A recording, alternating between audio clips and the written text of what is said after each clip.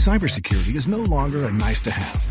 In today's environment of heightened cyber attacks, protection is critical for organizations of all sizes. CrowdStrike protects everyone from small businesses to large enterprises, including over half the Fortune 500. Our winning platform is validated, tested, and certified. When it comes to cybersecurity, why choose anyone but the leader? CrowdStrike. We stop breaches. Learn more at crowdstrike.com. This is an Off the Tongue podcast. Hey everybody, Doug. Greg. And this is Mike. And we are the It's Funny That Makes It Okay podcast, part of the Off the Tongue podcast network. And who else might be on the Off the Tongue podcast network, you might ask? Well, you got the Greener Grass podcast. We got Teach a Dummy, Skate Ohio, the original Copycats, and Pint Pals podcast. So make sure to check all them out and give us a listen as well. Hey, thanks everybody for tuning in to the show. I hope you are having a great day. We're having a good day. We're locked and loaded, ready for bear. Raring to go. How's everybody doing? Are we I don't live? know how you rare, but I'm raring. We're raring. I'm medium rare. I'm well done. Yeah. See, we got all the little squigglies are going, the bleeps and bloops. Yep, blips and blops. We like it. All right. Well, tonight, I got a little something off the top. I think Greg does. We're going to talk about etiquette, workplace etiquette, and just etiquette in general, bad neighbors. And then we got some millennial, Gen Z, Gen X stuff to kind of finish it all out. And the South Koreans are lonely, and they're coming up with something to try to help them with that. I don't know if it's going to work, but we're going to see. Well, hopefully they find an answer. We're going to see. And I apologize right now. My throat is a disaster. I had some problems with it over the weekend, and I am not recouped from it. So I may. This is where I need a cough button. So if your voice goes away completely, there'll be much rejoicing. I'm sure. People will be happy. All right. Well, Greg, why don't you start us off? All right. So this gripe is not aimed at really anybody in particular. It's just general gripe. It's sort of griped at the first place because it involves three businesses. So it's not a super heavy gripe against any one of them. It's just kind of the way the evening went. We're just swinging wide now. We're just swinging out wide, going for the fences. Used to be laser focused. Yeah. No, not anymore. Well, I kind of like the efficiency. I mean, let's just, let's knock broad them out brush. All at once. Yeah. Well, they're all three restaurants. So I have a lot of problem with all you people, so listen up. Yeah, so earlier in the week, Lori and I one evening decided we're going to go out and grab some dinner, as we do sometimes. And so the first place we went was just like a mile outside of town here is a bar and grill. We've been there before. We go in there, and there's no sign that says, please wait to be seated. And other times we've gone in there, we just go and find a seat. So we go in, we find our seat. And we wait, and we wait, and we wait, and wait, and wait. And one gal walks by a couple times. She looks, but she never says boo, not a word. And so we seriously, like almost 15 minutes we waited. And nobody said a word. So then Lori looks at me. She goes, you want to go? And I'm like, yep, let's head. So we left. It's time to leave at that point. So I said, well, I heard the place across the street, which is another bar and grill, has good burgers. I said, let's go check it out. So we walk in there, and I had never been in there. So when you walk through the front door, you're standing at the bar. It's like right there. And I saw no other seating. Plus it's a super heavy smell of smoke. So Lori poo-pooed that one. She said, nope, don't want to go there. Okay. So we get back in the vehicle and we're like, well, where do you want to go eat now? And I'd kind of gotten in the mood for bar and grill type food. So I thought, well, let's go to Tremont. There's a bar and grill there that you guys know where I'm talking about. And we've always had good luck there. And it was a Wednesday night. And so it's 8-10 miles from where we were. So we drive out there, pull up, and it's like, Lori had looked them up on Facebook, said open till 9 o'clock, I think, or 10 o'clock. And so we drove out there. We're driving by, and it's like, well, it's kind of dark in there. I get out, walk to the front door, and I don't really mean this to be a gripe at the establishment because hopefully it wasn't anything bad, but they said, we are closed tonight due to a family emergency. We will reopen tomorrow. And I thought, does only family work here? Or, okay. Maybe, hopefully it was nothing bad. So if it's a small establishment, I could see a little locally owned place maybe. Yeah, it's a little. This is one of those small town. Yeah. So I wasn't super mad at them or anything. I mean, hopefully nobody was nobody in danger or anything. Nobody sick, nobody, whatever. But, so then we're like, now where do we go? I have a feeling where this may end up. What's your guess? I'm gonna guess after all the failed attempts, we ended up at McDonald's. What's your guess? Steak and Shake. No, Culver's. Okay. Not bad. But good guesses because that's consolation. Those are both. Yeah, so we wind up at Culver's. So we walk into Culver's and it's busy. Oh, it's always. And busy. it's like, so this whole fiasco has already taken an hour. And now we're at Culver's finally. We sit down, we order, and we sit down there, and there's another 15 minutes or so before they brought the food. And it's like, I don't want to be one of those, it's got to be here in 3 minutes. But as the night had already taken a lot of time. There's context there. Yes. Yeah. It's like, Culver's is not usually this slow. Why are we waiting? It seems like they have gotten slower, though. They used to be real quick. Johnny on the spot, yeah. But it seems like here lately it's kind of gotten a little slower with stuff. So not a huge gripe at any of them, but the first one where nobody even paid us any attention. That one's rough. That's a gripe because it's like the gal saw us. She looked at us directly a couple times and never said boo. And if they were low on help or, there were a couple of larger groups there. So I'll give, she was busy. All she'd have to do is walk by a table and say, hey, I'm a little busy. It's going to be a few minutes. Fine. We would have sat there and waited, but nothing. I mean, it's like we sat there. No acknowledgement. Adios. Yeah. No business for you. Well, they didn't want your business, clearly. I guess they did not. It's too bad because I like the establishment, but so. I have a point, actually. Are you done with your gripe? Yes, that's it. It's nothing, like I say, nothing hugely specific in anybody, just a general gripe for the evening. That's the bad luck trifecta, I think, right there. Yeah. I mean, you're just trying to go somewhere to eat, and it's like, drive, wait. Yeah, that's frustrating. Mine is not a gripe necessarily about bad service, but I did go to a restaurant just real quick to pick up some dinner over the weekend. A pizza place here in town. I love their wings. Okay. And this is like 5 o'clock, 5:30. Anyway, I went in, I got my food, but they have a sign on the door that says, we do not accept orders 30 minutes prior to close.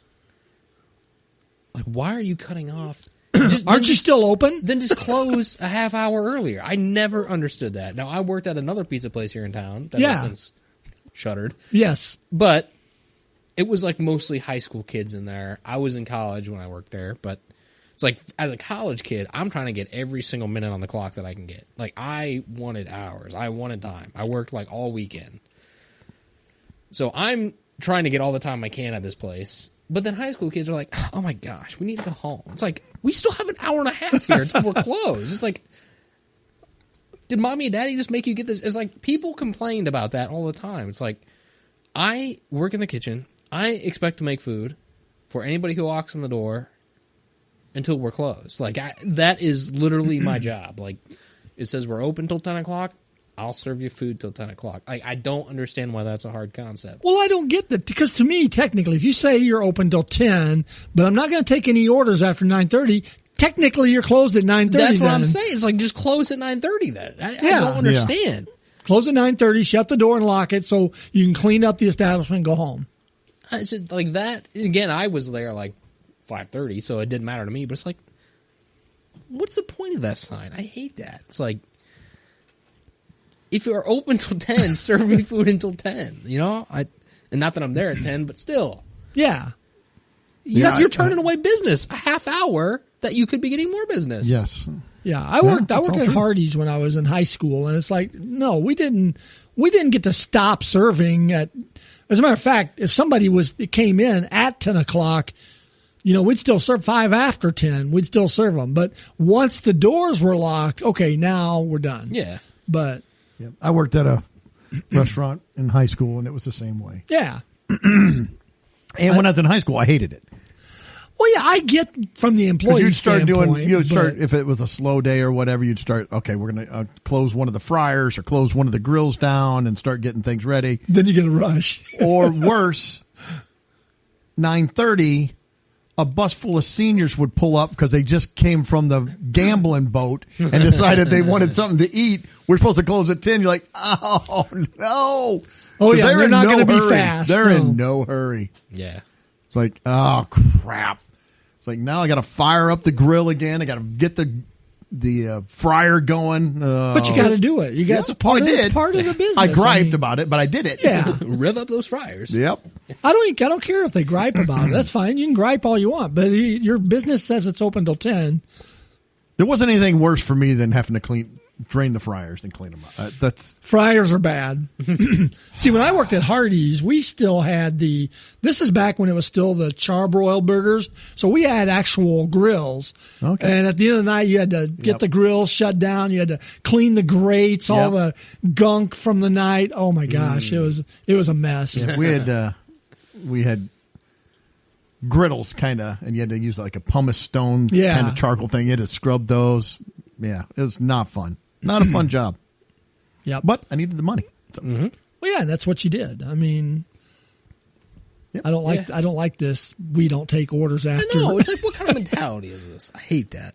Anyway, I'm getting angry just thinking about it. Yeah, that's my sub gripe off of your other gripe.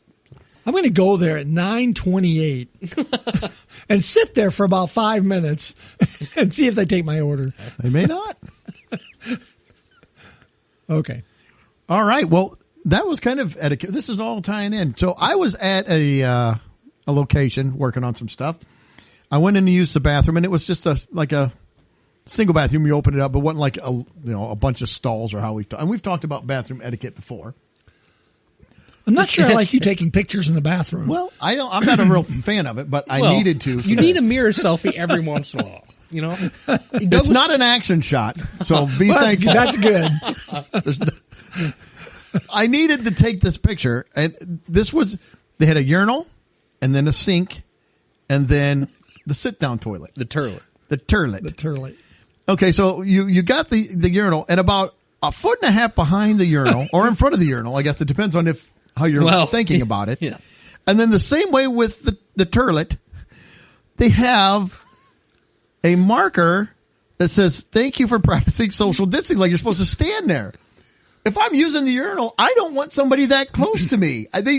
You don't need this. And first, it's a tiny bathroom. Oh, I thought that's how far you had to shoot from. It's your mark. It's your That's about a foot and a half from the toilet. Yeah, but they're like, no, that's the next guy in line. Boom. Oh, no, next guy that goes back to your sticker. I don't want anybody Well, as bad snuggling. as the urinal is, the sit-down toilet's even worse because we're going to be facing the business end of something here. I don't need that. I like how the toilet when the feet are pointed away from the toilet. Yes. So it's like, okay, well, at least they have the common courtesy so to does look that mean away you're supposed to? I thought I was thinking your feet got to be way out there. It's like, what are you doing, reclining on the toilet? No, that's the next in line. Oh, there's no line. That's why. Well, I said it's a one shot bathroom. You go in, there's a urinal, a sink, and the sit-down toilet. Yeah, there's no other There's people. a lock on the door. We don't need any of these stickers. None of these stickers. None of them. I don't want to be there and, feel somebody's breath on my neck while I'm trying to use the urinal. Well, yeah, when I first saw it and zoomed in that on would be a mess for the janitor because there's going to be urine all over the side of the urinal, the walls. Like, Yeah. Well, when I first saw when I zoomed in on your sticker, I thought they want you to stand that far from the toilet? No, that's the next social distancing. No, my pool noodle is 6 feet. I bet your pool noodle is going to be doing something. I would agree with you. And as bad as the urinal was, like I said, the guy, the one at the sit-down toilet, that's even like he can spin the toilet paper for you. Like, thank you, appreciate that. And that one's way too close. I mean, they're both too close. Yes, they need to be outside of the door. Yeah. Oh, I agree. We don't need them. So, that was it. I saw that. I was like, okay, I gotta get a picture of these because this is very weird and uncomfortable. It's just a very strange sticker to have in the bathroom, period. Yes. In a little bitty bathroom, in any bathroom, but this is a little bathroom. I'm not talking, this isn't like a Buc-ee's bathroom where there's, 87 urinals and 40 stalls and you can get 150 people in the bathroom. This is a one guy's bathroom. That's it. Yeah. So we'll move on from that. Last week, my wife was traveling around with a friend of hers. They went over to Indianapolis, Indiana. And she found a couple things she sent me, but there's one. So she showed me, these are some businesses that they came across. And first it was Brownsburg Nutrition Smoothie Shop. But the thing, it says health food. And the very first picture of the health food is like some kind of, what is that? It looks like French toast. Oh, yeah. French toast with whipped cream and powdered sugar. Bananas and berries. Okay, the bananas and berries, maybe we'll get you to say maybe that's healthy, but it's like, health food? I don't know about that. Well, one. if we consider French toast like that health food, oh boy, I'm in. I'm in because I love French toast. Right. And then they found, of course, Porky's Pizza. You got Porky's, so. Yeah, Porky's Pizza. Yep. Then they came across the Slippery Noodle Inn. Hey, Greg, you want to go to the Slippery Noodle? No, I don't. You can take your pool noodle with you. They probably got stickers on the bathroom floor. I wouldn't need one of those stickers and throw it about 10 feet away from me. Like, that's where we're staying. Look, this was arbitrarily made up during the COVID, but I kind of like the staying away from me thing. So let's just stick with that. And the last one I have on that is my wife on the way home, they passed another hotel, and its name was the Halfway Inn. It's not all the way in. It's halfway in. Yeah, I think I'm going to pass on the halfway. I think Yeah. I mean, I guess that's better than all the way in.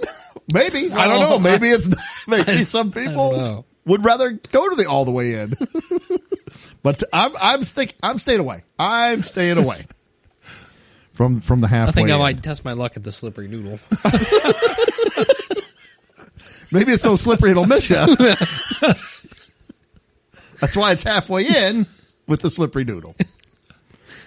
All right. Well, let's move on. We're going to talk some workplace etiquette, and just etiquette in general. But I found an article, and now the article, I'll have a little bit of disagreement here with the premise of it, but I'll get you guys. It says Gen Z, bad office etiquette might be holding you back at work.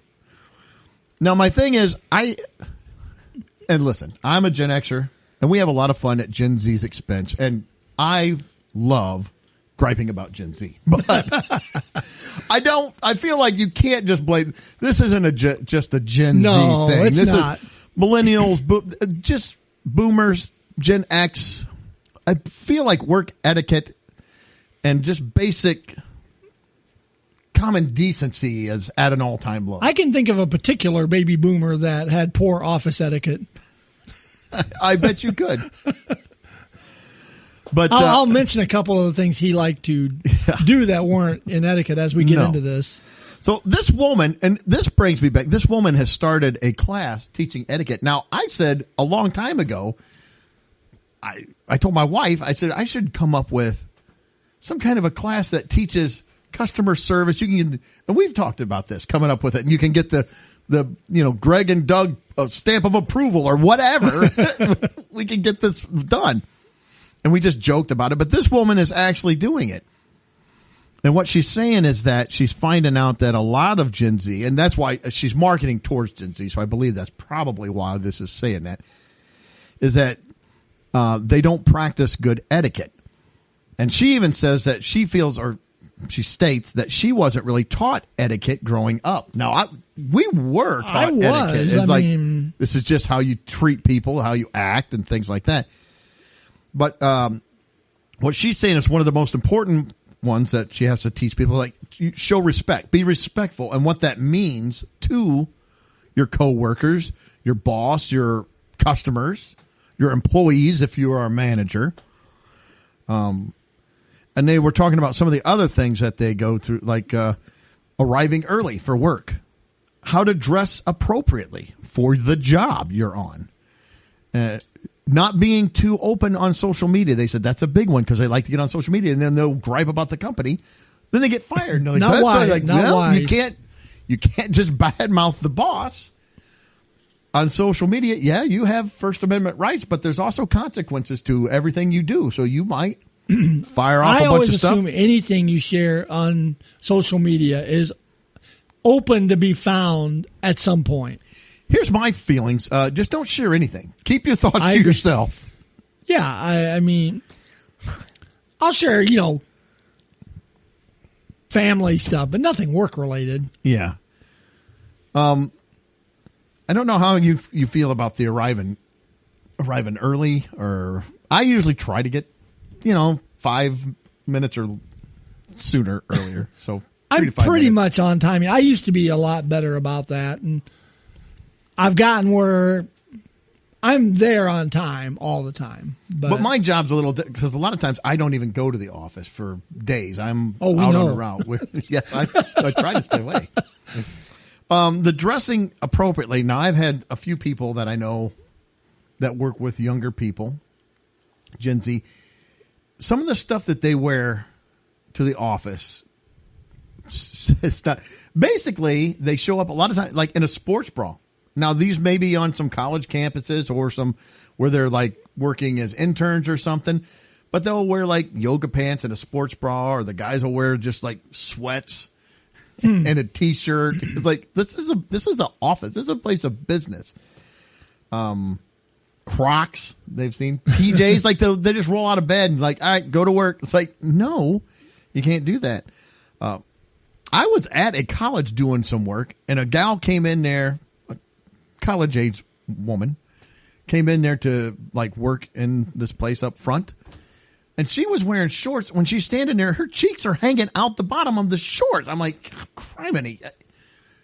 I would, if I was the manager, I'd say, you have to put on some longer shorts. You cannot come in here with these on.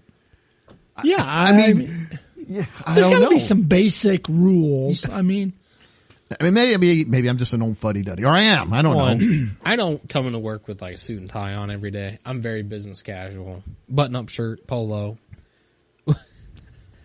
We have to have some standards, I think. Yeah. I agree. I agree with that. That does not meet standards. No. I saw this. This wasn't a young person. This was an older person. I may have even talked about this before, but I was at another place of business working there, and I had the IT guy come because I was needing some problems. And he came strolling in there, and he had on like a button-up shirt, just, was buttoned up. Pocket protector. No. And some just dress pants. But he's wearing Crocs. No, you cannot. No. I'd send him home. You got to put on some real I've seen shoes. Doctors wearing Crocs. I don't want to see the stupid Crocs. I hate Crocs. It's one step up from the flip-flop, I guess. If you want to say that. At least I don't see your nasty feet. But you don't need your Crocs coming in here. Sounds like a spin-off of a Spider-Man villain. It does, doesn't it? Doc Croc. So do you guys have any thoughts on any of that? No, I agree. A lot of this is, I feel like we're not asking for a lot this is not like an impossibly high standard to achieve. Seems like it is. Well, for some people it is, apparently, but how hard is it to accomplish these things? And I know what we've griped about this before. I'm sorry, did I cut you off? No, I don't understand why it's so hard for some people, basically, is my point. Well, I think it's not enforced. They're not made to do that. Because when I had jobs where you had to dress up, there was no option. You dressed up or you got sent home without pay. That was it. Now, what was the most dress-up job you had? You know what? It was working at Thompson's Food Basket. We had to wear dress pants, button-up shirt with a tie. That was it. I mean, I was just a stockman. I was third shift. Yeah. Yeah, no. You had to wear... Yeah, I was at Walgreens, and we had to wear button-up shirt, tie. Yep. Now, we had the funky Walgreens vest that you had to wear over that. Well, that completes the ensemble. Yeah, it looks lovely. Well... Ties, I get maybe why in some of those businesses they stopped. They can be kind of dangerous. Yeah. And you're doing certain. I locked mine in the safe one time. I was at the safe getting change for one of the cashiers, and I don't remember. I think I had change. I thought you said getting changed for what? I'm like, what? Yeah, I had to Come on over here. I'm going to change for you. Like, well, then you got your tie locked. That's what I do at the safe. I get change there. Why were you getting changed at the safe for a cashier? I was getting changed for her. This was back in the 80s, so HR didn't really care about that kind of stuff. No, I was getting changed for her register, and I must have had my vesty thing unzipped, and my tie was just hanging out, and I shut the safe door. That's what you told HR. Well, I shut the safe door, and my tie went in the door and shut. And of course, now it's locked. I can't get my tie out of the door. I'm tied to the safe now, and I'm trying to turn the combination to get the safe reopened. I'm like, crap. People are walking. Time for a new tie. Because Walgreens also like to put their safes right at the front door where everybody's going in and out. Well, it's convenient for the thieves that way. They don't have to go very far. I never could figure that out. Literally that's nice next to the front door. Very convenient. Yeah. But yeah, it took me a couple minutes. And of course, the cashiers were having a good yuck about it. They're laughing. Yeah, I bet. I would have. Mr. Daniels got his tie caught in the safe. I think we'd have help up at the front door, please. System manager has his tie caught in the safe. It's like I think of another part of this too, and what really did Gen Z a disservice was I think they were really coming into the workforce during COVID. I would agree with that. That messed up a lot of expectations. Mess up a lot. It's like I started my first full-time job in 2018 at a consulting firm, and it was a very small company. I was like the 7th person on board at that point. So if you didn't pull your slack and you didn't contribute, it's like there was enough space for you, I guess. Yeah. It's like that was another job where it's like, yeah, if you do presentations or you meet with clients, like there are rules you have to follow. Yeah. And it's like it wasn't always an option where you could just like turn on a camera or something and just roll out of bed like half dressed, and it's like from the waist up. Right. It's like that wasn't an option. And I think for Gen Z, that was the impression they got as they entered the workforce, where, I'm behind the camera, when I need to be, and I can just roll out of bed and just work when I want. So I think that kind of skewed expectations and kind of put them behind the 8 ball, so to speak. Yep. Well, the fact that even after that, and even to this day, somewhat, where people were just telling their places of employment, like, you need to come back to the office. No. And they just let them know. Like, I've never, again, I'm from a different. I never understood. I might as well, be from Little House on the Prairie times. I feel like sometimes I'm going to hook up the buckboard and go to town. Because, like, what do you mean you said you're not going to come to the office 3 days a week? I don't get it. That wasn't even an option. Work week. It's like, no. Yeah. So that's my gripe too with Walmart or these other stores. I've seen people working at Walmart, and granted, it was at night, but still, I worked nights. I had to wear dress pants, tie, button up. Now, when we were a 24-hour store, and then they went to only open till midnight. So once it was midnight, I could take the tie off. So after 11:30, did you stop people from coming in? Oh yeah. Hey, at midnight, that door went locked. Oh, yeah. Oh, yeah. Now, if there were people in there shopping, we had to let them out when they shop, but no one else got in. Like, make them help stock. Your people are here after midnight. You're helping. But at Walmart, there was I saw a guy, he was wearing literally a white undershirt, like a T-shirt. Yeah. With a vest over it, like the orange reflective vest, and cut off jean shorts. Now, he was going out and picking up carts back and forth, but I'm like, what? I at least want you in some khakis and a polo at the very minimum. And I want them all dressed the same. So I know if they're working there or not. I know. I'm an old man. Now, oddly, I did have it. In 1986, I had a manager at Walmart. I was an assistant manager. I had a manager who, when truck would come, he would go in the back to haul boxes out to the floor using a two-wheeler, right? A dolly. Yeah. He would take off his outer shirt and his vest because he didn't want to get all sweaty. And he's wearing like a wife beater. And back in those days, you could still smoke in the store. So he's got a cigarette hanging out of his mouth. He's got the wife beater on. He's rolling boxes around. It's like, for those of you who don't know, a wife beater is a white thin ribbed t-shirt. Tank top. Tank top, yeah. Yeah, and it's like ribbed and real tight. Yeah. And this guy should not have been wearing anything tight. I'm glad you said tight. I'm glad you added that to it. Yes, yes. All right. Well, also, not with this article, but as kind of a companion piece, I found another one. It has some do's and don'ts. I thought we could just hit some of these and see if you do or don't do these, what they say. I do. The first ones they have are the don'ts. So number one on their list of don'ts, don't reply all to email chains. Now I have if it affects everyone in the chain. Well, yeah, I think you have to have some common sense with some of this stuff. Like if everyone needs to know this, then yes. Yeah, I do that because most of my emails I get are a reply all need. Yeah. And if you don't need to reply all, then why are you including me into this? If I don't, yeah, just don't include me. In fact, I would prefer that, to be honest. We have a lot of reply. Oh yeah, a lot of the emails. Yeah, it's like there's a lot of that going around where I work. It's not a bad thing. It just. But is it happens a lot. Needed or is it not always? Oh, not no, necessarily, but sometimes it is. But yeah, not always. I will even take this into my personal life a little bit. Like I'll be included in, and I know they're just being text nice. Text chains or messenger chains or something. It's like, okay, they're just, we're going to keep. Don't just wait till the very end. Tell me exactly what I need to know. If you're still hammering things out, I don't.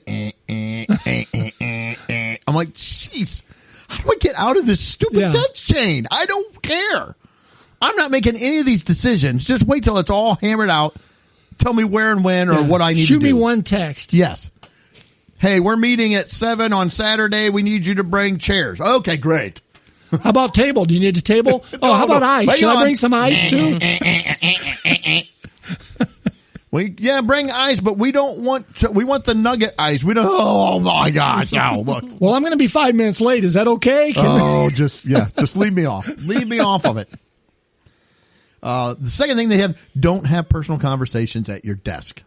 So, like phone calls. I'm assuming it's got to be phone calls. It can't be like.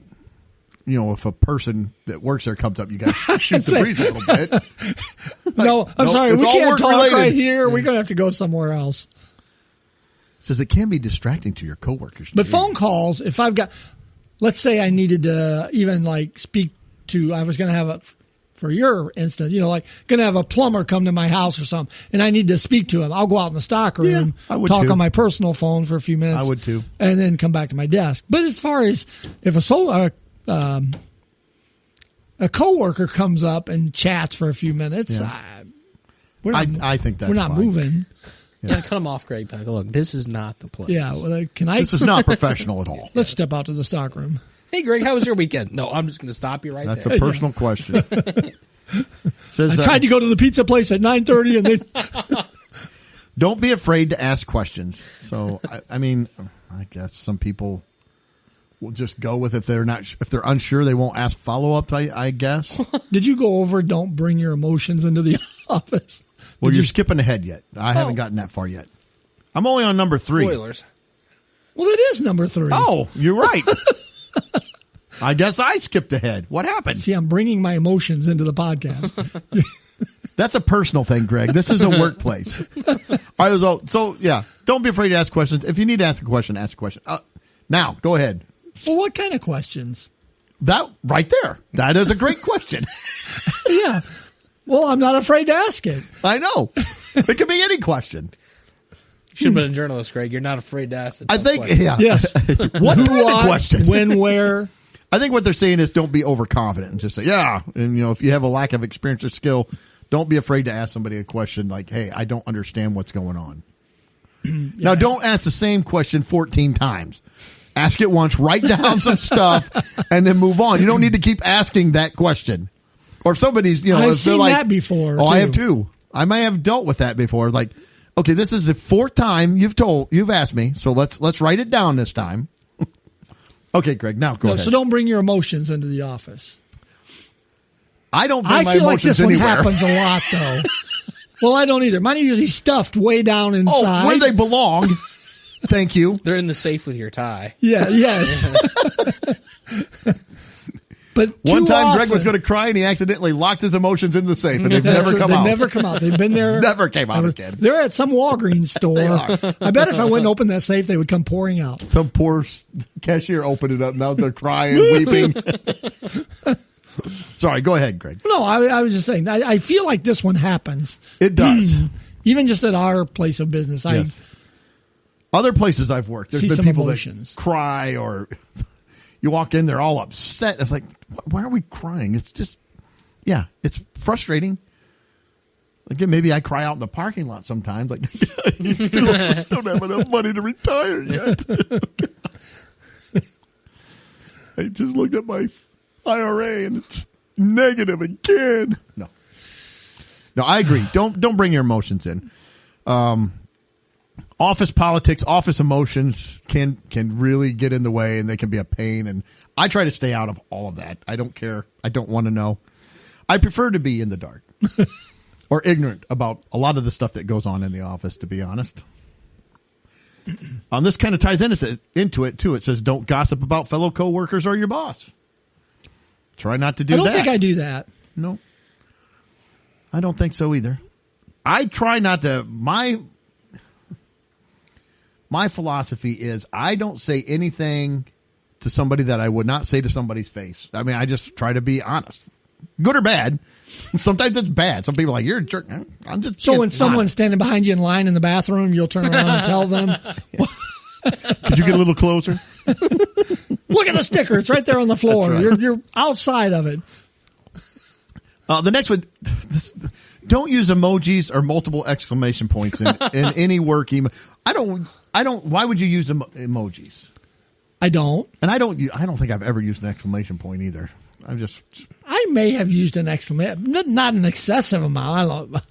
Well, I use, punctuate. I put exclamation points. Well, in my yeah. email. I mean, if it's to get a particular point that this is an exclamation. I always end my emails with thanks. either thanks exclamation point or thanks comma person's name exclamation point. I think you should change the exclamation point to an emoji. Thanks, happy face or something. Heart. Heart. I'll just Heart. Eggplant. Whoa. Whoa. Mike's either getting a raise or getting fired. I don't know what's happening. That might be one of the other ones here. I don't. It says, don't talk back to your boss. What? That's what it says. Well, I gotta stop doing that then. I don't talk back to my boss. I mean, I say hi. I mean, if he says hi, But I I've also- say hi. That's talking I've back. also been at places where I have stood. I'm not going to be, somebody's. Walked over. Yeah, exactly. I'll stand up for myself, but I'll try to That's do it in a different. respectful way. But That's- look, That's different, I think. yeah. But Don't forget that at work socials, you're still at work. If you were work I don't go to work socials. So well, that's why you don't go to work socials because you're still at work. look, Nobody wants extra. Nobody wants Nobody. extra work. I don't want to be with these people from 8 to 5. No, who won't at night. And they don't want to be with me, to be fair. So it's all around. Don't be nervous about but also don't overstep your boundaries. I don't know. That's this one. Don't forget an umbrella. What the heck does that mean? I don't even have an umbrella in my understand. vehicle, I don't so- even. That's a stupid one. Okay, here are the do's. Do arrive early. Okay. We said we try to do that. Do network with people outside your cubicle. Again, that does not apply to me. I don't have a cubicle. Hold it. Network with people outside your cubicle, But not don't personal talk about information. anything personal. Or show your emotions. Yeah. Hello, how are you? Work is great. Yeah, that's how you do it. What are you doing at the work social tonight? I am having a problem with. Do be willing to help out a coworker. Say, hey, what? buddy, you're an idiot. Let me help you with that. Okay. Do bring in goodies. Oh, here we I have go. a problem with Oh, this one. boy. I don't know. I am not a fan of it. I know a lot of places do this. It's probably more so with offices. I know places my wife has worked before. I'd get home and she was a part-time secretary and she'd be making all this food. I'm like, what are you making this for? Oh, I said I would bring in, breakfast. I said, you work like 20 hours a week. You make less than anybody there, and I'm feeding the whole freaking office. I was like, why are we doing this? I'm just being nice. I'm like, oh, jeez. I'm so glad I don't have to be nice. I'm just like, no. Who's bringing in breakfast? Don't even look at me. I'm not bringing in breakfast. Sorry. Well, you know, at our service meeting, every other week we have breakfast food or donuts. Yeah, we come in an hour early, have a little meeting. And food is brought in. Real fast story. We had one guy that brought in his own waffle mix and made waffles for us for our service meeting. Now, I think somebody tried to be a voice of reason. I have a bad feeling about where the story is going. Oh, I had a really bad feeling about where it went. Someone may have even said, I wouldn't eat those because I've seen how he treats the kitchen here. I can't imagine his kitchen at home. I wonder who that person may be. I worked the entire day. Let's just say that. Well, I was there, and I had a couple of the waffles. And so did Greg's imaginary friend, Dan. Dan had and he had waffles. Real diarrhea. It wasn't imaginary. That was one of the few times in my first probably 15 years of working there, I had to go home. I left at a half day. Oh. My stomach was so tore up. And Dan had to go out on site to a customer and try to do an installation and training. And he said, he always tells it like the buttons on my shirt were moving. They were rumbling. And he goes, I would have to go out. I would excuse myself. I got to go out to my truck and get a tool. Oh, boy. Where he would proceed to go out there and clear the air. Well, mine was, I went home, and by about 3 p.m., I thought, okay, I'm not feeling too bad now. My daughter has a softball game in Galesburg, which is an hour from here. And I said, I think I can go. I had to stop at every bathroom going to Galesburg and even at the Ball Diamond. I'm in the stupid concession stand bathroom almost the entire game. It's like, oh my gosh, these waffles killed me. What did he put in there? If you ever saw this guy, he's retired now. He's no longer What's with in our these company. waffles, man? If you ever looked in the cab of his pickup truck, it was full of stuff. It looked like a hoarder lived in there, and he's at work. I mean, the cereal boxes. I got into it with him on multiple occasions because I go into the kitchen, and he's got greasy parts and chemicals and stuff soaking in the sink. I said, Mike, we have a utility sink in the mop room. This sink we use to wash dishes, and they put food up here. It's all fine. I'm like, and then he brought those in. I'm like, you want any? I was like, no. Well, this is a guy that also broke a couple of the other don't rules. He would come up behind you while you're sitting at your desk and poke you in the sides, like to tickle you, like pop, or he would rub your shoulders, like massage. No. He never did mine. He came up, I said, right away, I was like, it's no touchy with me, Mike. That ain't happening. I think one of the do's is set boundaries. I think that's on the to-do list. And never eat waffles again. Back to the urinal. He would have been on those steps right behind you at the urinal. He'd have been poking you. There's more stories about him. The guy that went to Atlanta. Jeez, I forgot about that. I don't know if you want to run through it real fast. Okay, they went down to Atlanta. We go to Atlanta for training. And way back in the day, and this was before I don't even know if I was working there then. I think because I was. The salesman told me about it. That guy left. Yes. I think. Yeah. The tech. So they went down to training. Well, they got him one room. It's not a good start. When I started, I'm like, no, I will not do the one room. So they got him one room. On the way down, he said he was driving, and the guy, the pokey, Mr. Hands. Pokey waffle guy. Mr. Hansy was in the passenger seat, and he'd be listening. The guy that was driving would listen to the radio. The other guy would just reach over and just turn the radio off. I don't like that music. It's like, well, that's too bad. You turn it on the whole way down. They turn it off, turn it on. It was this whole fight for the radio the whole way down. I said he would have been on the side of the road around Nashville, like out.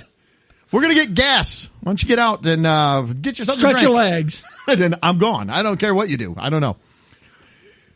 So they get to the hotel. They get to the room. Turn off the lights. Go to bed. I don't know if he said he woke up because I don't know if he heard a noise or something.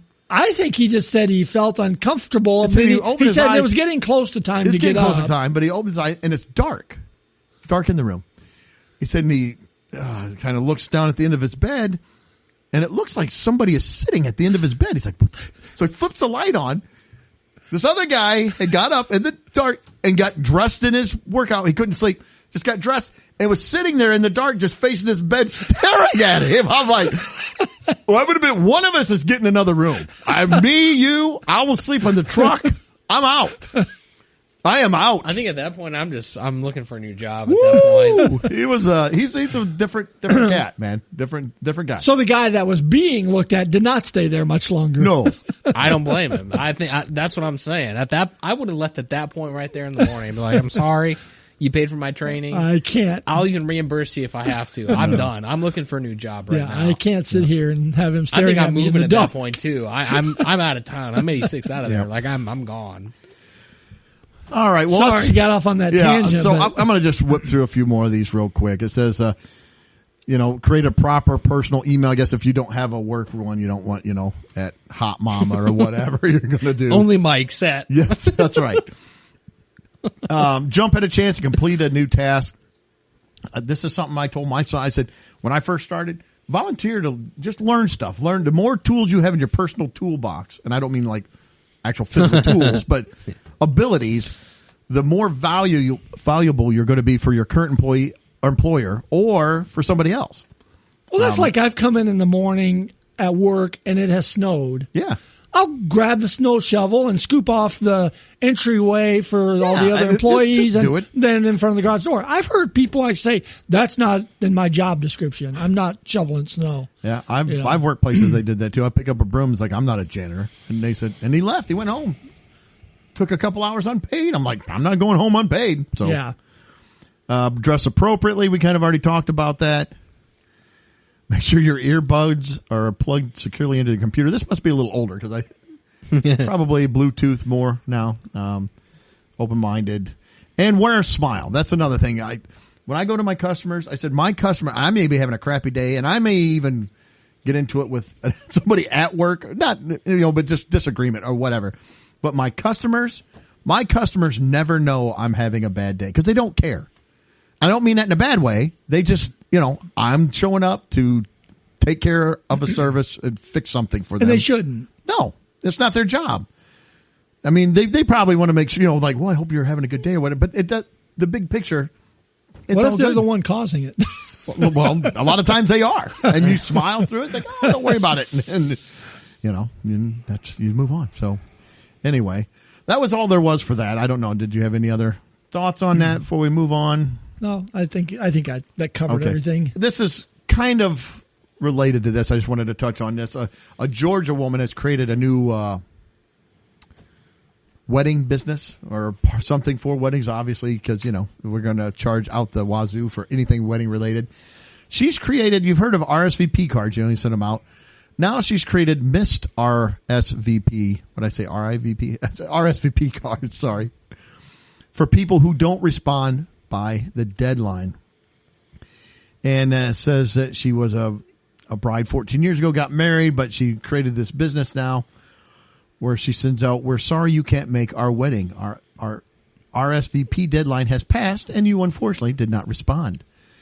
We would have loved to have you attend, but the final numbers have now been turned in and your presence will be missed. And then the bride and groom can sign it and send it out to everybody. Is this the passive aggressive line of That cards? is exactly what I wrote in my notes. Passive aggressive. It's like, or just don't plan on them being there and don't put a name down. It's like, look, if you don't RSVP by this time, then you're not coming. You're not on the guest list. It's Boom. the whole purpose of RSVP. Well, now you got to buy this card from her and mail them all out. I don't know. I get where people don't RSVP, and that's irritating. That's a whole nother thing too. But Yeah. It is, but I don't know. Hold your guns. Don't let them come. yeah, I'm with you. Don't let them come. And I feel like it's passive aggressive. So I don't know. I didn't have a whole lot more to. You have any thoughts on it, Mike? You were the last one.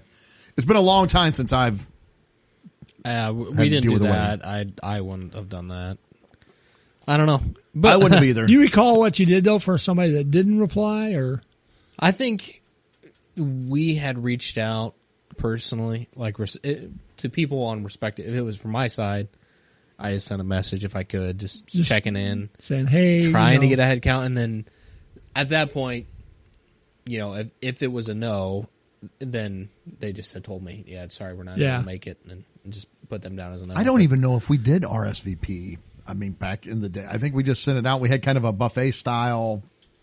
We just did it at our church in the fellowship hall and put out, had sandwich type stuff and things. I have no idea what we did. I could be completely almost wrong. 40 years ago. And I'm sure if my wife listens to this, she'll say, that's not what we said. I have no idea.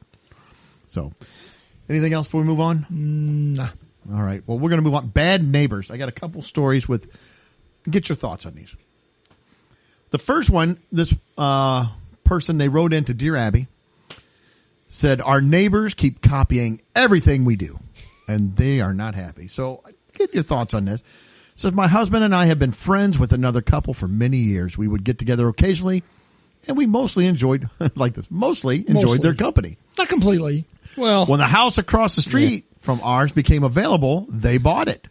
Not long after they move in, the wife began copying our interior and exterior design elements, and one night stood in our kitchen and said, well, everything's a competition. To say we were dismayed would be an understatement. My husband and I spent years collecting vintage furniture and other items to create a distinctive home. It was a labor of love. 6 months ago, we installed a unique garage door, unlike anything in our neighborhood. Abby, within 3 months, she installed the exact same one. Are we wrong to find it crass and disrespectful? We no longer want to spend time with them, but don't want to completely sever the connection because they are our neighbors. And we also have some mutual friends. Moving is not an option. This is our home. What should we do? Fed up in Ohio.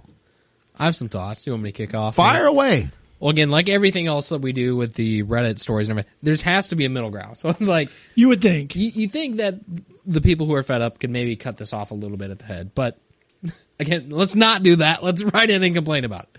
But, anyway, we got to this point. So at this point, it's kind of creepy. I'm not going to lie. They moved in across the street.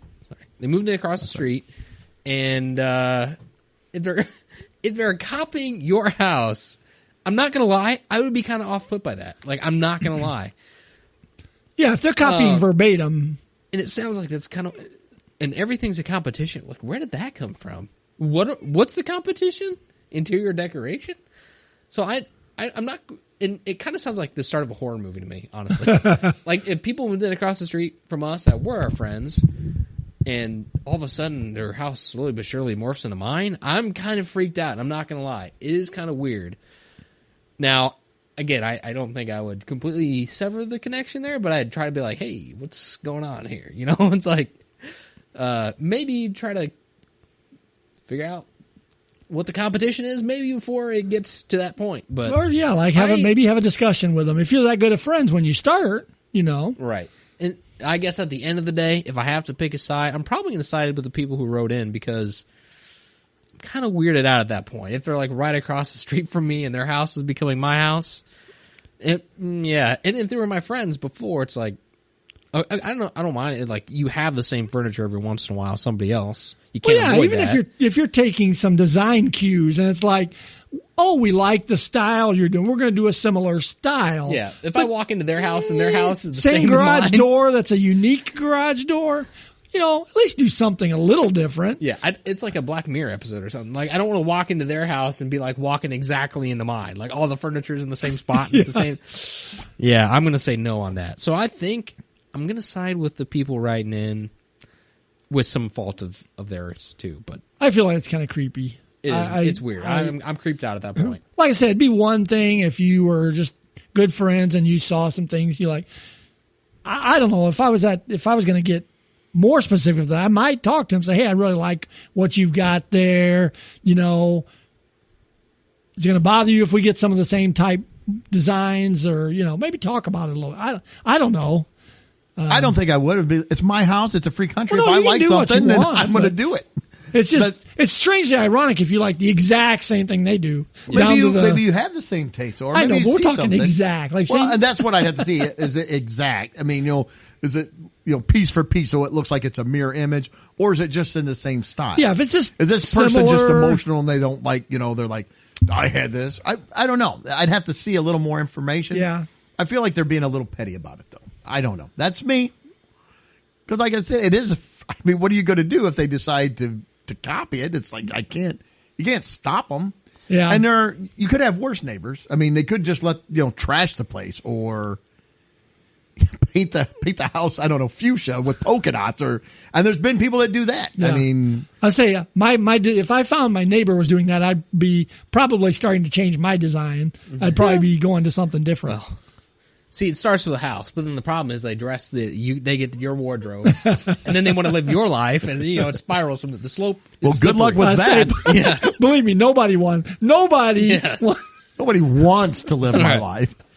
The slope is slippery, just like the slippery noodle in. Yes. So I'm with you. I think they're both kind of a pain. To be honest, I would not want to live next to either one of them. But It's me as other they're neighbors. friends. I mean, it's like they were. Yeah. And did you break up a friendship over that? Yeah. I mean, that seems weird to me, but Yeah, I think that's the key point: is cut this off before it gets to this point. Yeah. I don't know. But again, I wouldn't buy something that I went over and saw something that Mike has like, I like that, and I'm like, I'm going to buy the exact same thing. I just wouldn't. I wouldn't do that. I don't know. Well, I think the flower planters I've got beside my garage doors are exactly like Mike's. So who had Yeah, them first? Mike did. Oh well. I think. Here we go. I will say though, can you imagine being a neighbor, just in the vicinity of those two? Hey, I let him have my daughter. I don't take offense to the flower planters. I have no problem with that. I'm kidding. But can you imagine being a neighbor just in the vicinity of that, and these other neighbors are just going back and forth with stuff? I think I would just pull out the lawn chair and pop some popcorn and just kind of watch it all. See what happens. Yeah.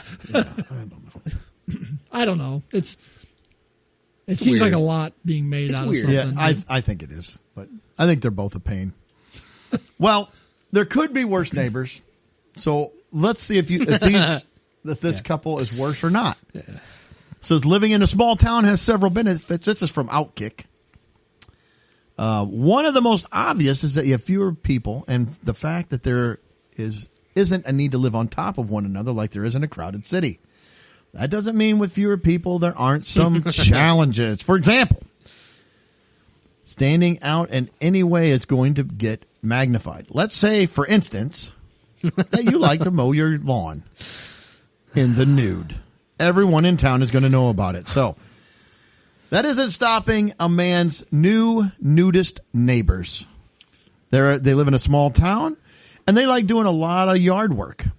But what is happening is that as soon as it gets nice, they do their yard work in the nude. See, at that point, I'd be like, please copy my house, please. If you can make it look exactly like it at this point. Yeah. Since all the homes are very close. As long as you do just the inside. Yes. And there's not a lot of us in a small community. Anyways, our somewhat new neighbors are two nudist men, and they're very proud to show off their lifestyle. They have the saying, the sun is out, their junk is out. That's so disgusting.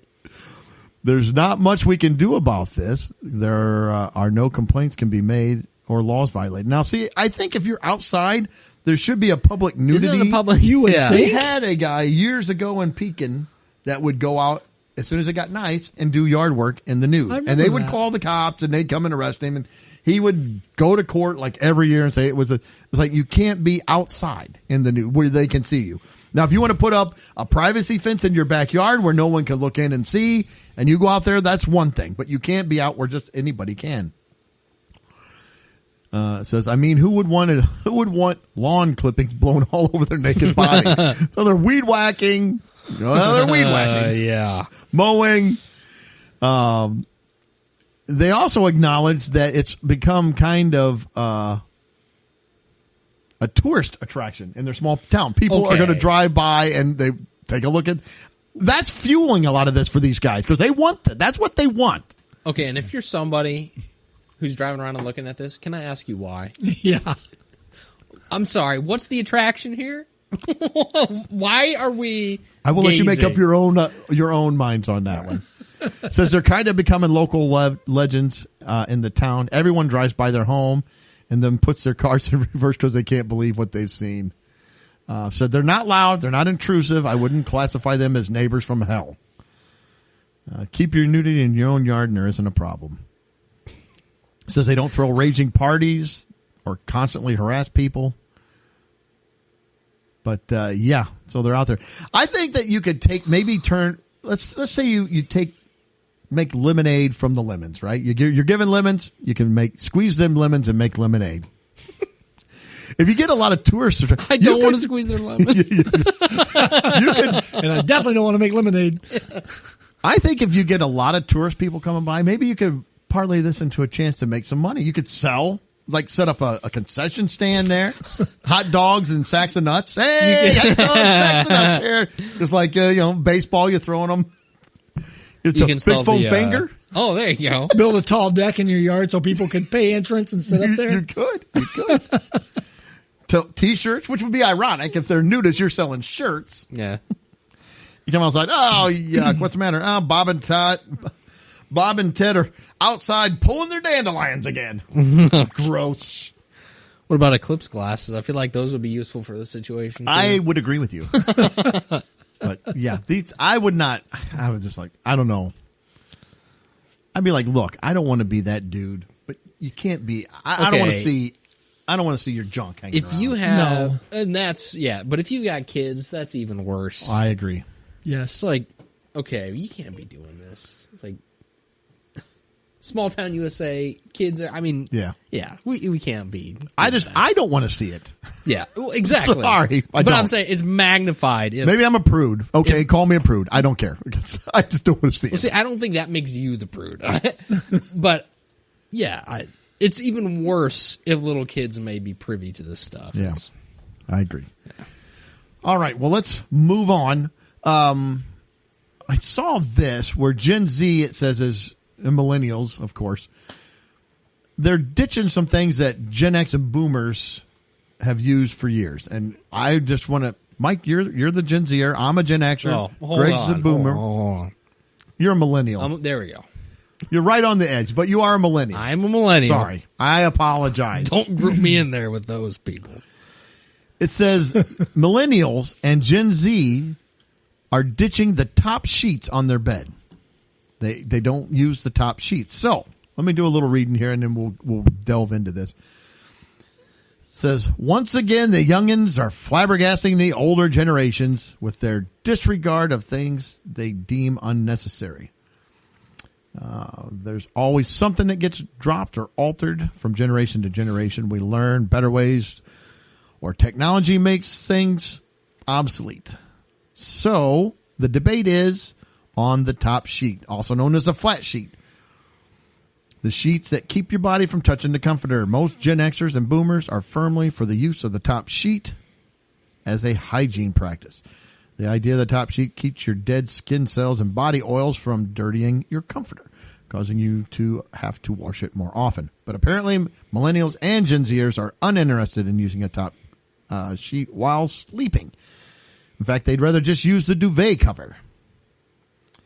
And then they said some duvet covers can be washed fairly frequently, and it's cheaper. So, do you use the top sheets? Yes. I do as well. Okay, well, Mike, good. You use. I mean, I guess I don't know. We have a mattress topper. We have a mattress pad. We have a top sheet. Whole shebang. Comforter or duvet? Comforter. Yeah. When I was curious, like, why is it? And the reason they give seems stupid to me, or I don't know, dubious. Let's put it that way.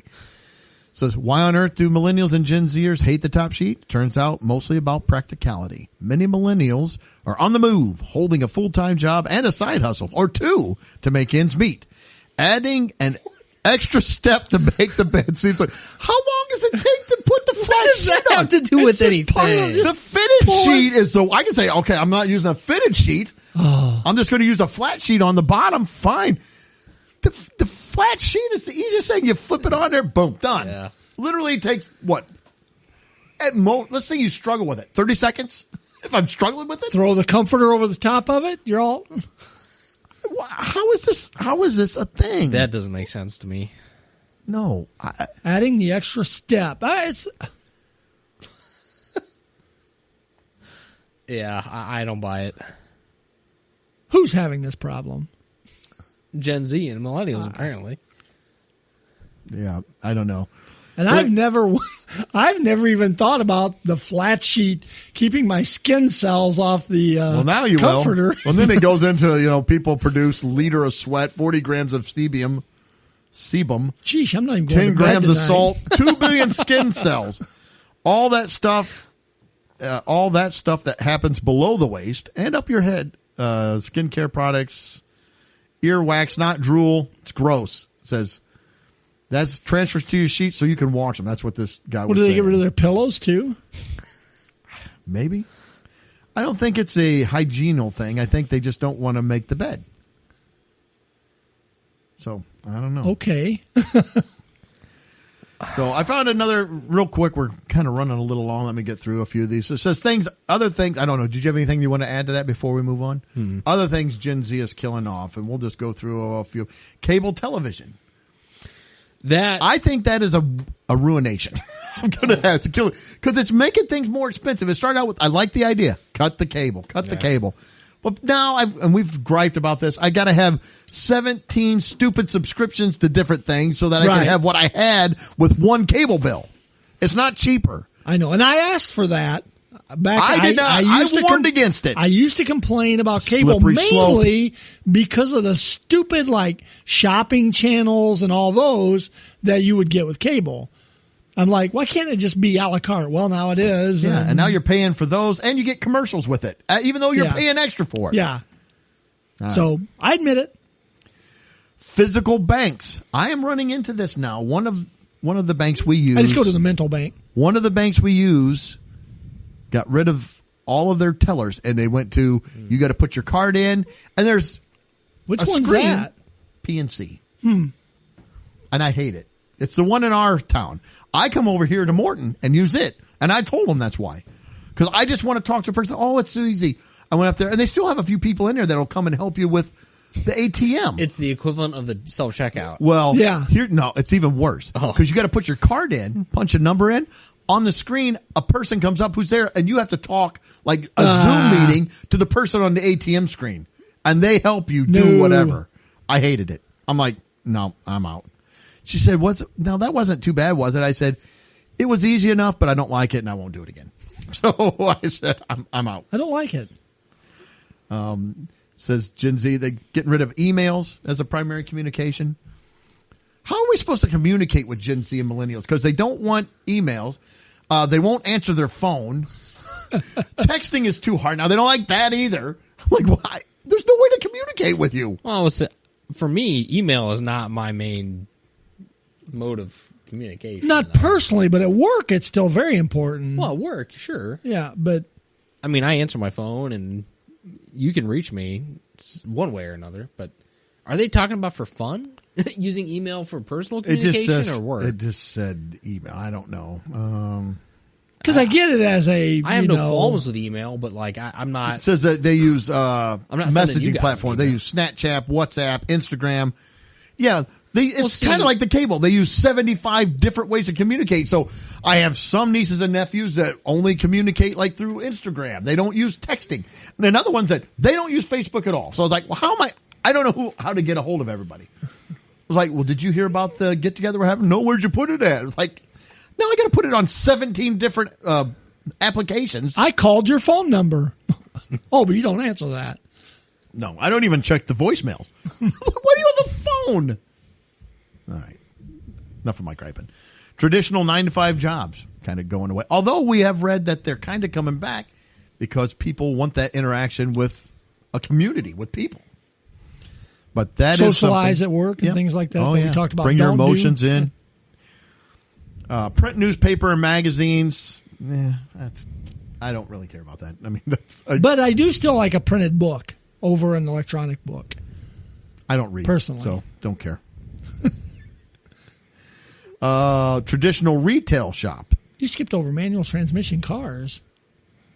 On mine, it's next. Oh, mine But was. go ahead. Mine was print, newspapers, and magazines, then manual transmission. Yeah, cars. mine was too, but I'd skipped over, or mine actually went past the traditional shopping, which was in front of that. So that's all. Oh, okay. But yeah, manual transmission cars. Yeah, That's all I had for years. I like them. I do too, but they're No, I don't want that as my everyday driver, but I'd love to have a sports car that has a stick. traditional news outlets. Kind of, I mean, you get your news from all over the place. Well, they lie. Well, all and the they time. shot themselves in the foot on that. So, But they say that you get your news, but it's usually still from a lot of the traditional news outlets. It's just that they're posting it on Facebook or X or wherever. Formerly known as Twitter. Because they're getting their news from Facebook. It's like, well, Facebook doesn't have a news arm, or you could argue that CBS, NBC, and whatever is Facebook's news arm. I don't know. But, you have X or whatever. They will have an account and put it out there, and that's where you see. I don't know what your thoughts are on that. Yeah. Linear TV.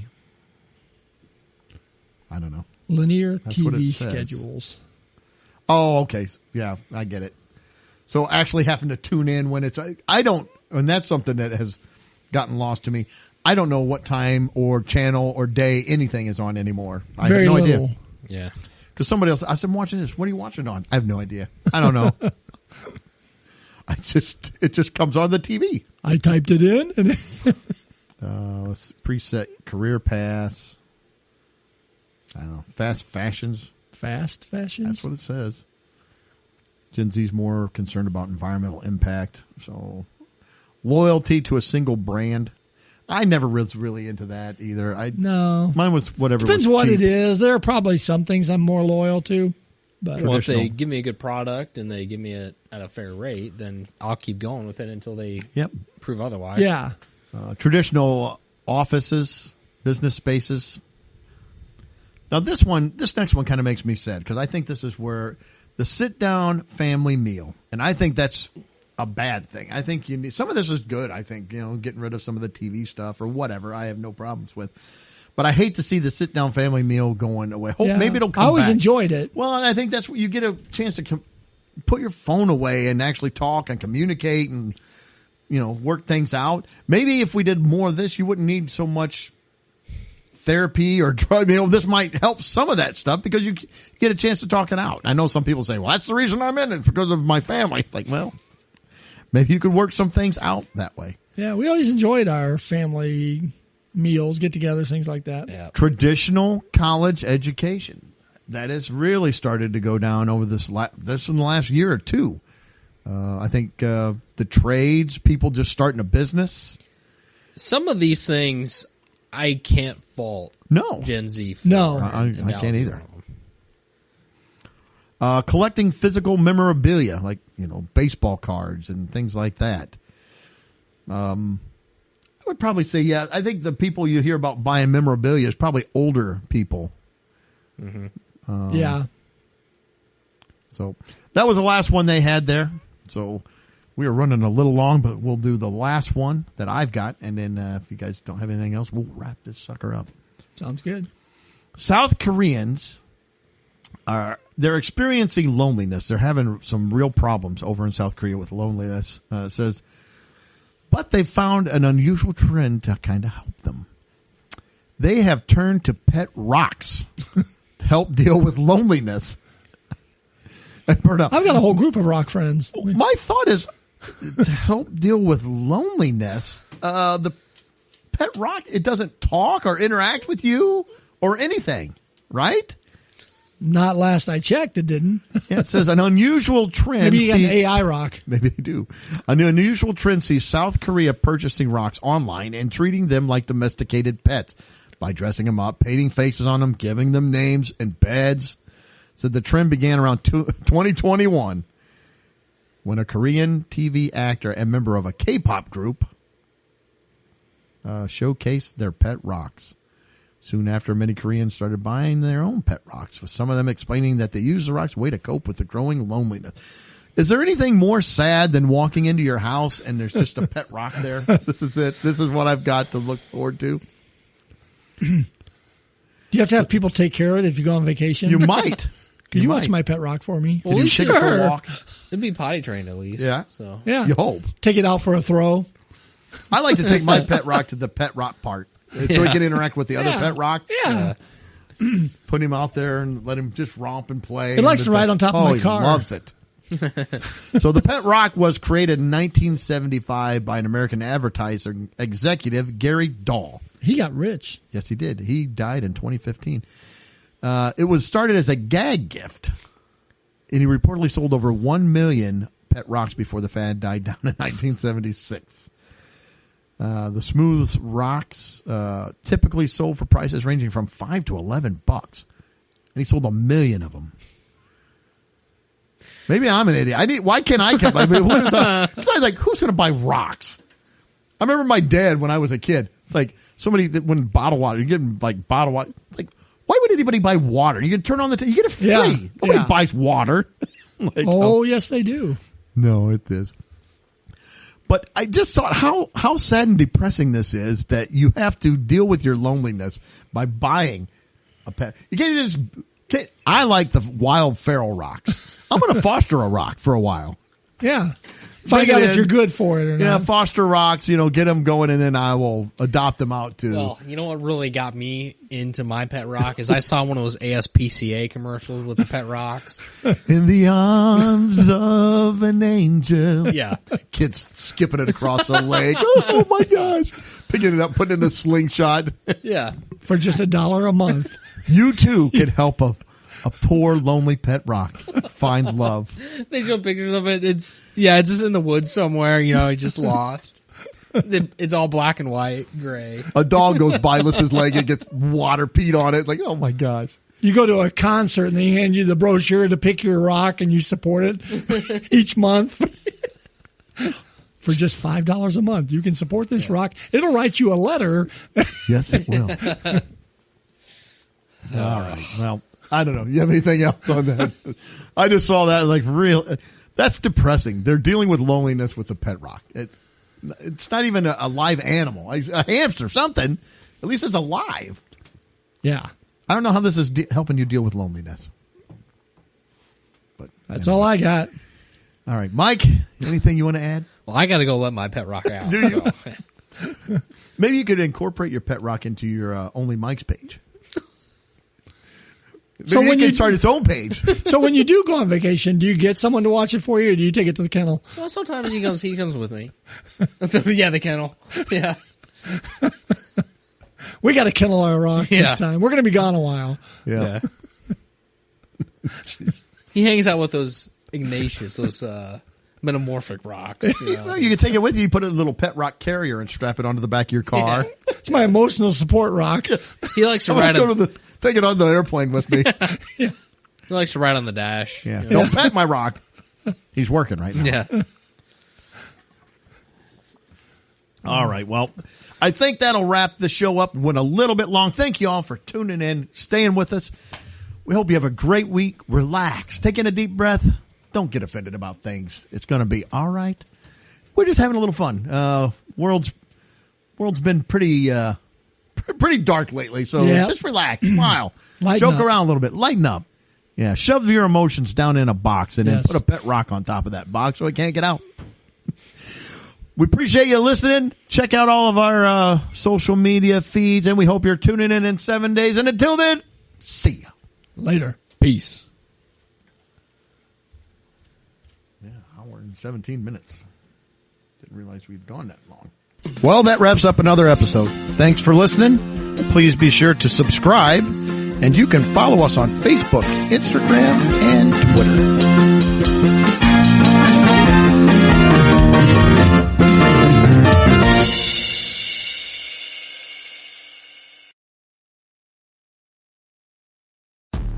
More isn't necessarily better. At CrowdStrike, we understand that a holistic cybersecurity approach is the only way to protect your business from active real-time threats. Which is why we created our data-centric platform to have one agent, one console, and one integrated workflow to focus on our one mission. Stop breaches. When a cyber attack hits, who do you want powering your defense? CrowdStrike. We stop breaches.